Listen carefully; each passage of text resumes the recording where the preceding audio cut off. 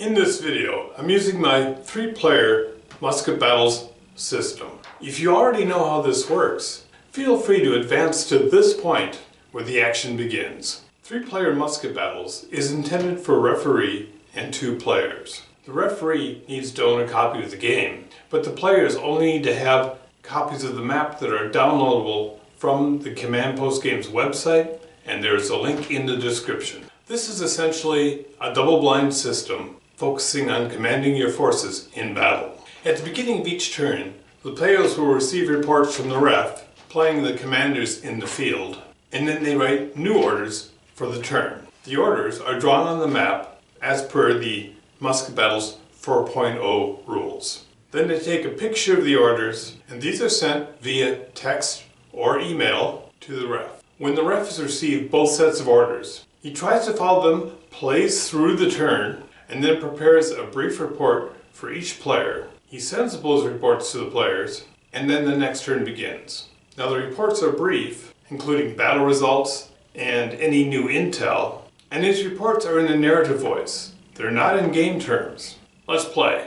Okay, here we have the initial setup orders for the French in Marengo. You see back here we have Napoleon and Murat, where they have to be set up in the beginning. Now over here, we see the initial setup for Alain and Victor. Victor is down here by Marengo, and Alain is north of him. And here is how the ref has interpreted the orders that the player has sent to him for setup. Now the orders that the Austrian player has sent show both his setup and where he wants them to move on turn 0. Here he has O'Reilly moving down towards Marengo and Melas moving out to the left. And here you see Ott's commands. Now O'Reilly and Ott both start with the letter O, so their chits actually say left and right, L and R. And Ott is L. So he sets up here, south of Alexandria, and then this line, of course, indicates he's in march column to begin with, moving up to this point. Now to aid myself, when moving a command out to where it's been ordered to, notice that I've lined the foot move stick on the line that the command is ordered to move to. Note also that it helps me maintain the unit's center of balance. Center unit is there. I've got 2 blocks this way, and I've got 2 block. This block here is out 2 block widths.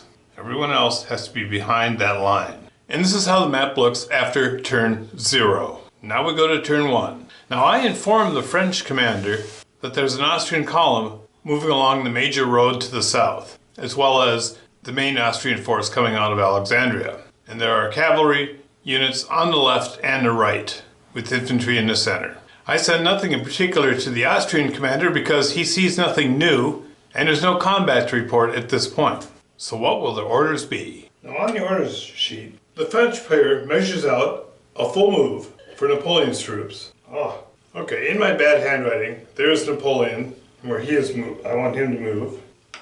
And Murat, his cavalry, can move a bit further. That's where he moves. Now Launay I want to move closer to Castle Ceriolo, but I don't need him to fall back precipitously. He's going to move there, and I clearly define that this is the old order. When it gets too crowded up, I'll get a fresh sheet. Now Victor, I heard there's a line move, there's a column coming up this road. So I just want Victor to shift and move back like that. Those are the French orders. Now the Austrian player wants Ott to come out of column and center itself there. Cancel that bit. Now you can see here the lead units of O'Reilly's column should be at their order point, but they're going to be stretched out. I know they're stretched out. So let's have them form up here, just like that. Allow the line to come up and come together. And we'll have Melas's column form up outside the swamp. That's canceled. You've got Melas, O'Reilly, and Ott. Now as the ref, I take the turn 1 orders and I draw chits and I carry out the orders for each chit as it's drawn.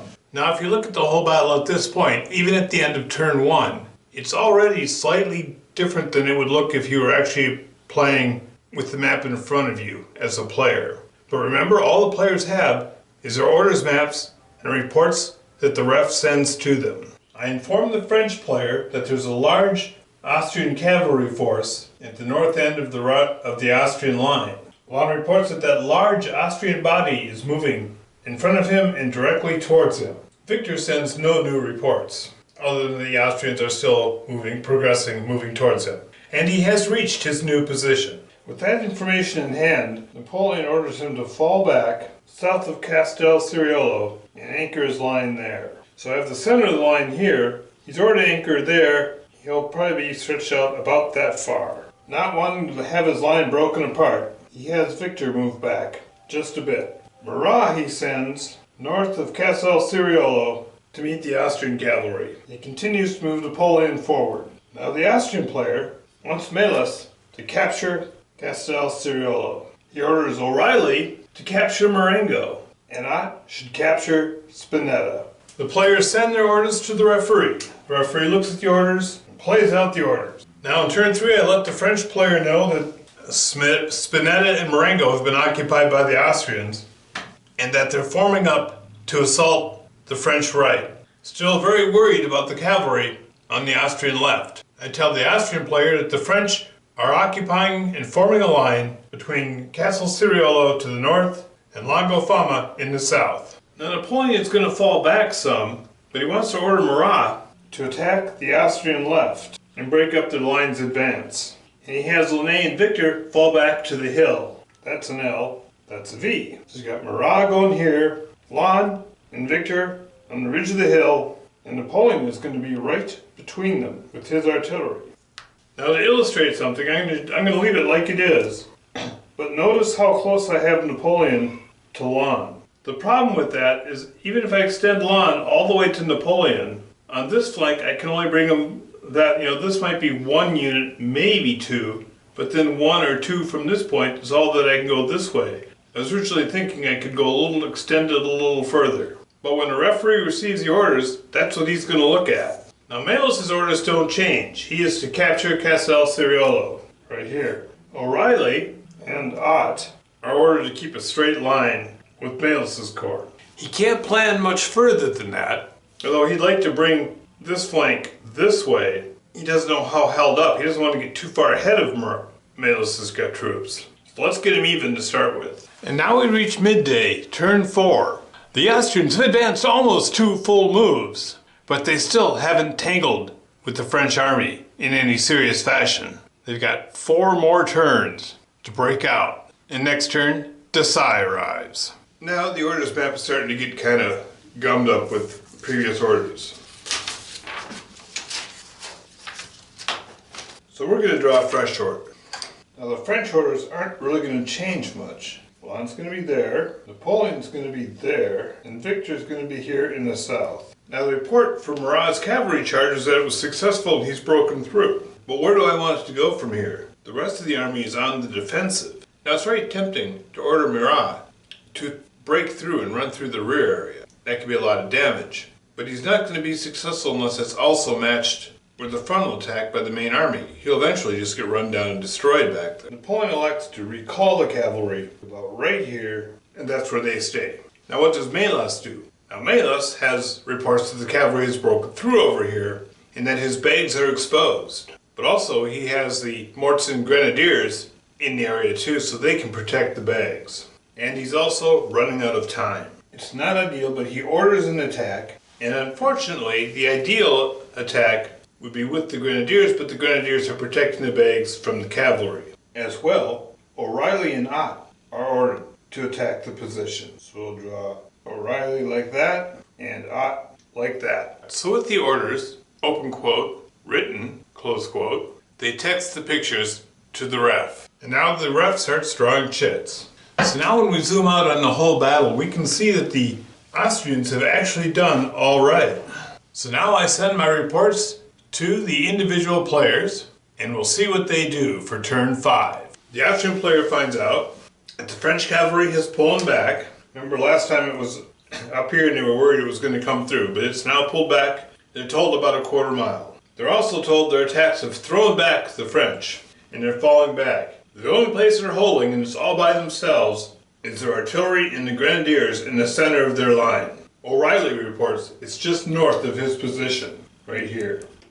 Melas' command keeps the pressure up, and he orders them to push the French off the hill. O'Reilly and Ott are ordered to attack north. The Austrian player realizes that this is too close, so he cancels this order and actually sends them to capture Villanova. That might be a little ambitious. Now Victor has unpacked bags right here, so Victor is ordered to fall back to that point. In the interest of keeping this line, Napoleon's going to pull back to there, and Lon's going to need to stop just west of Villanova. And what to do with Murat? Murat is going to fall back to here because here and here are the Austrian lines of communication. If Murat falls back too far from this road, there's a chance the Austrians could get around, capture their escape route, and win the game. And this is turn 5. Desai arrives. Desai arrives and he's going to move and is ordered to race along the southern edge here. Try to get around behind. The Austrian attacks last turn could have all failed, and Desai might not even have been needed. But in fact, they were quite successful. Now we've got a situation. The players send their order into the ref. Ref is going to draw the chits and play the turn. Now this is the only block left in Victor's corps. His corps has reached the exhaustion point. If this is spent, it can't rally. If Desai weren't here, this would be a lost battle. Can Desai save the day? Now it's turn 6. The battle is getting critical. The Austrian player receives some maddening reports. The French are everywhere in retreat. Their bags are spotted, with scant troops left to defend them. Our Austrian troops have been victorious everywhere. He's told his bags are just east of La Gracia here, somewhere around here. And a large column of French is seen fleeing the area. However, another French column has been spotted behind his line, racing up towards them. The orders for Ott are changed. Capture those bags. On the other hand, O'Reilly has reached his position, or is nearing it, and now he's told the French have pulled back. The artillery is over here and is ready to rake their lines. What orders is he going to give O'Reilly? O'Reilly is told to threaten those bags. Sweep away the guns. Melas is ordered to close, and he wants to make sure that even if Napoleon falls back, he's going to be pursued. So he draws his advance line quite a bit forward. What reports do the French receive? The bags are threatened and Victor's corps has collapsed. Napoleon falls back to protect the bags. And of course, here's Desai. Desai is ordered up to the bags to protect them. Scratch that. I should get a new piece of paper, but not yet. Desai's line is actually going to be like that. The players send their orders in. The ref gets ready to draw chits and execute the orders. First drawn is Murat. Murat received no new orders, he holds. Next drawn is Launay. Launay is ordered to attack the bags. He moves and refuses both flanks. Bonaparte is ordered to defend the bags. He sends the guard in to push back the Austrians. The guards use the charge rule, so they charge. They sweep away the detachment. But the detachment did one hit, so their elite status will no longer avail them. And now they're charging artillery. They both do one hit. The artillery is not going to retreat. It can't retreat in face of an enemy. It's not backed up. It'll be destroyed. So they fire their artillery, their grape, one more time. The guard assault is driven back, but not before the artillery is lost. Now it's O'Reilly. O'Reilly is ordered to attack the bags. He runs into the flank of the guards. The last thing Napoleon does is he deploys bags behind Launay's line. Launay is drawn next, and his units recover. And now Melas is facing a fresh corps. Desai moves. He's ordered to attack the Austrians from the south. That detachment holding the line does not stand a chance. Victor will hold right there. Now let me show you how this works. Victor decides to fall back. Now we can square up the Austrian attackers. And that's how that looks. At this point, the bags have been saved for a turn. The Austrians are contacting them here, but the bags are still defended here by this artillery. This artillery has to be removed. And these guys have already moved. The only command left to move is Melas. And Melas has been ordered to charge forward. The Austrian artillery fires on Kellerman's cuirassiers. Not without effect. And the cavalry charges. Melas unpacks bags. And his light troops recover. Now we move to dinner time combat. Let's see what kind of goats Ott's little heroes are right here. They are overwhelmed. Now the flank attack on the Consular Guard. The Consular Guard holds back the attackers and falls back to protect the bags. And now Ott's assault. And here we have it. The French dice have not been good this game. Had Desai not arrived, the result would be pretty much, unless something amazing happened, the French would have ultimately lost this. But can Desai make the difference? Because now Desai can't be ignored. The artillery of the little corporal has protected the bags long enough for Desai to come to the rescue. Interestingly, this kind of pushes the actual decisive combat to the French bags here. Depending on, well, no, I'm pretty sure Desai will save these bags. But you'll note here that Murat's cavalry was driven back by the Austrian cavalry. Not defeated, but driven back. It was outnumbered, and Kellerman's cuirassiers were devastated by the Austrian artillery. But now we run into a curious effect of the orders rules. Melas has one command. His whole huge corps can be given one command. Where the French have Lannes and Murat, they can do a more agile job of defending the bags. Let's see how this plays out. Now this Austrian order sheet has gotten too messed up. We're going to start over with a fresh sheet. Now Melas sees that the French bags have been deployed athwart the main road here, just behind Villanova. He's going to press on the bags, and we're going to make it look like this. Ott and O'Reilly have said that their exhausted corps have failed to take the bags, and now there's a fresh French corps approaching from the south that will hit them in the flank. O'Reilly is ordered to fall back just west of Villanova, facing that French corps. And Ott is told to fall back on the hill. The French are in a tight place. Now Murat has to keep his eye on the prize, which is this road right here. Napoleon and Victor are ordered to hold that by the bags, protect the bags. And now Desai's orders have been changed, and he's actually told to wipe those French right out of there. We're going to have to change this again, but you can see that. The orders are pretty clear. Desai's going to move right up there and sweep those Austrians right out of the French hair.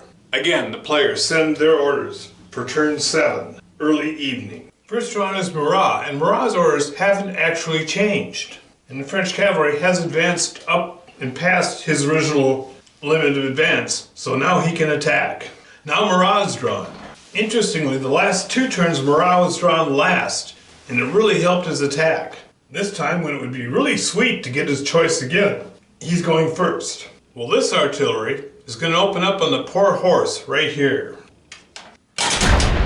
not causing it to retreat, which is what they were hoping for. Following orders, the Austrians attack. The forward unit contacts the bags. This block behind stays to lap this block, so there's a slight break there. The lapping rule needs to be very specific. You must be able to line up exactly with the unit next to you, as he is here. Being passed, or even if this one were refusing to flank, they're not lapping anymore. The lapping rule is in development, and a brief description will be found below the video here. Lapping is a pretty good advantage, so it comes with some very specific restrictions. Now you'll note that this unit can't flank attack that under the orders rules, because they have to face the way their limit of advance is. They can certainly move to there. And now that these units have moved out of the way, the artillery can fire on the poor horses again, and this time they can do it from the flank. The horses are driven back. That's critical because now they're not lapping. And in fact, with that, those guys will attack like that because they can do that. Now, we'll call them the Grenadiers, the Austrian Grenadiers, the center of the line. The line goes out 3 blocks this way. It needs to go out 3 blocks this way. We move the Bakhmet MN here, and they contact the guard. They'll square up with the guard. That's what they can do. And these blocks rally. And now Desai attacks. Bonaparte pulls his artillery out of harm's way. Desai has now contacted the bags, and they're not going to be able to push Desai back. And Victor's remaining block will move forward and attack the Austrians. This looks like Ott's whole command is going to be lost right here. Now it's their turn to move. Neither of these sets of blocks for Ott can get out of here. They can't spin in that space. They're trapped. Now what can Lon do? Well, he backs up this guy. Can they hold till nightfall? This turn and next turn are all that's left. Now we move to the combat phase. I imagine both players are eagerly awaiting the results. Desai's attack to relieve the bags. Desai's lead block did receive a spanking before destroying Ott's light troops. And now this attack. Not really a question of will the French win, it's a question of how much damage can the Austrians do. They both did 2, which means that Chamblot has to retreat, and he retreats into these Austrians, and that's all he wrote for the last of Victor's Corps. The same turn that Victor's Corps is erased from the map, so is Ott's Corps. He runs over to O'Reilly and says, "Hey, I got nothing. Need me to do something? Anything I can do to help?" But O'Reilly is focused on the block him in. His light troops as they attack the French Guard. And they are summarily driven back. Now here, they've contacted the bags. Let's go up here and do the bags. We'll do the bags last because that could be the game-ending thing. But let's finish this up here. Now here it's cavalry on cavalry. Now the Austrians have lighter cavalry. This is the cuirassiers here. So they go to a disadvantaged die. But they're also lapping. Goes back up to a regular die. They do 2 on the cuirassiers, who ignore 1, and 1 pushes them back. Cuirassiers do 2, no, they do 1 on the Austrian dragoons. The dragoons are driven back. And now we got dragoon on dragoon action. Kaiser's dragoons are spent destroying Chamblot's dragoons. And now we've got the drive on the bags. We'll start with the Austrian Grenadiers' assault. They both do 2 hits. 2 hits destroys the spent French block. The Grenadiers absorb a hit and become spent. They continue to drive back the remaining French troops. So now these French troops are contacted and lapped on both sides. So instead of an even shot, one lap advances the French to an advantage die, and the second one reduces the French to a disadvantage die. The Austrians do 3 hits, easily destroying Watrin's light troops, and they are simply driven back. Now the French have a choice. They can either follow up with this unit or fall back. They will follow up.